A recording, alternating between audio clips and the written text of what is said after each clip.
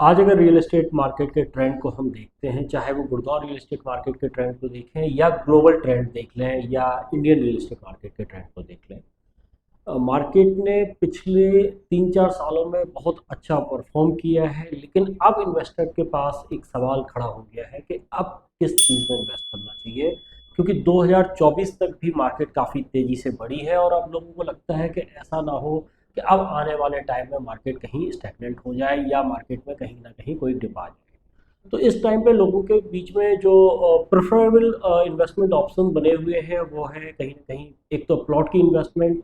दूसरा, अब लोग कहीं ना कहीं कॉमर्शियल की तरफ भी इंटरेस्ट ले रहे हैं, क्योंकि रेजिडेंशियल प्रोजेक्ट जो है या तो उनको रहने के पर्पज से लेना है तब तो इन्वेस्टमेंट अच्छी है, लेकिन अगर उनको प्योरली इन्वेस्टमेंट करनी है तो मेरी समझ में रेजिडेंशियल प्रोजेक्ट के कंपैरिजन में लोग प्लॉट को और कमर्शियल प्रॉपर्टी को ज़्यादा प्रेफर कर रहे हैं।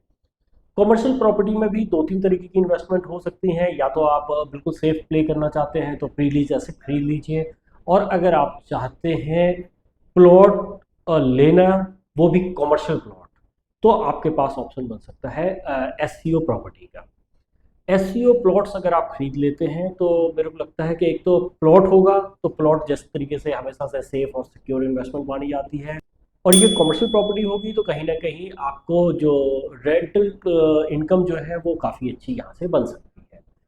डीएलएफ सेक्टर 84 के अंदर अपने एससीओ प्लॉट लेके आ रहा है। यहाँ पे सबसे अच्छी बात क्या है कि केवल 46 यूनिट ही आपको एससीओ प्लॉट की देखने को मिलेगी, क्योंकि यहाँ पे जो साइज रखा है वो 180 गज का और 280 गज का रखा हुआ है।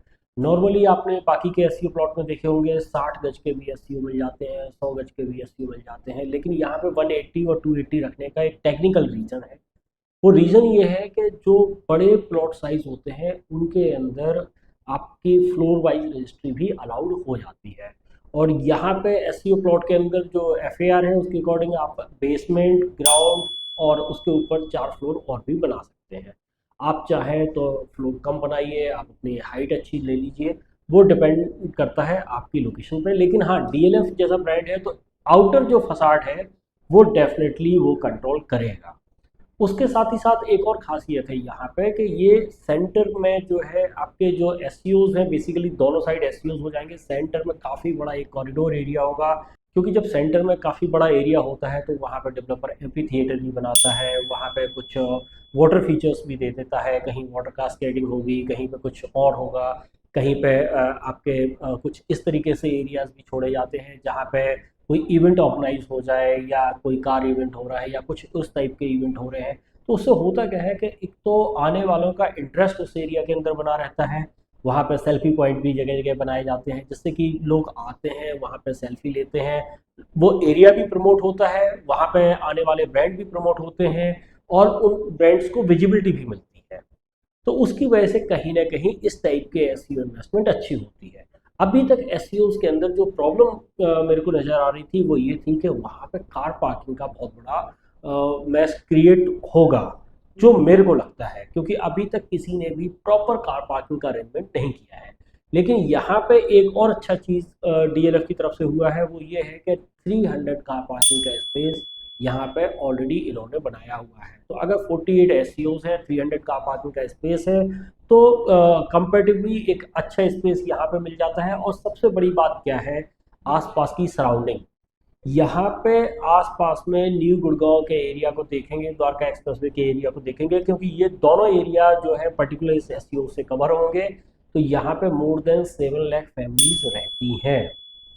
आज की डेट में भी आप न्यू गुड़गांव के अंदर जाइए, कोई भी रिटेल मार्केट उठा के देख लीजिए जो कि एक मतलब टाइम से बनी है, अच्छी बनी है, तो वहाँ पे लीजिंग भी टाइम से हुई है। ऐसा कोई भी बिल्डिंग नहीं होगी, कोई भी मार्केट नहीं होगी जो वहाँ पे खाली पड़ी हो, अनलेस अनटिल डेवलपर ने इंटरेस्ट ना लिया हो।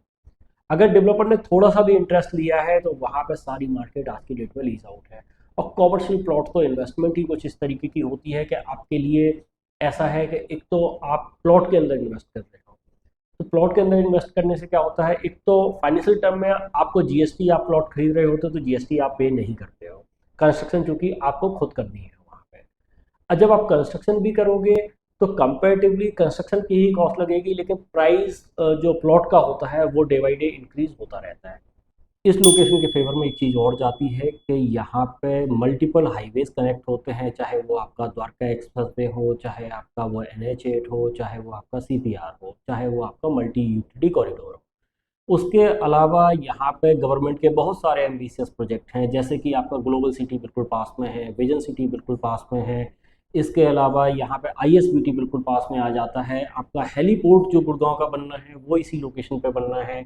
इसके अलावा मल्टीपल गवर्नमेंट के एम्बिशियस प्रोजेक्ट इस लोकेशन के आसपास में हैं। RRTS कॉरिडोर भी यहाँ से ही निकल रहा है, तो बिल्कुल पास की ही लोकेशन से जो है आपको उसका भी बेनिफिट मिलेगा। मेट्रो कनेक्टिविटी यहाँ पे रहेगी, उसका भी आपको एक बेनिफिट मिलेगा। तो ये सारे फैक्टर हैं जिनकी वजह से आपको इस लोकेशन के अंदर एड ऑन फुटफॉल मिलने वाला है। और जब ब्रांड्स को इस तरीके का एड ऑन फुटफॉल भी दिख रहा होता है, प्राइमरी कैचमेंट में भी नंबर ऑफ लोग जो है वो ज़्यादा रह रहे होते हैं, तो डेफिनेटली ब्रांड्स वहाँ पे आना भी चाहता है। अच्छे ब्रांड्स वहाँ पे आते हैं, अच्छा रेंटल आपको पे आउट करेंगे, तो डेफिनेटली ये एक फ्रूटफुल सिचुएशन आपके लिए क्रिएट हो सकती है।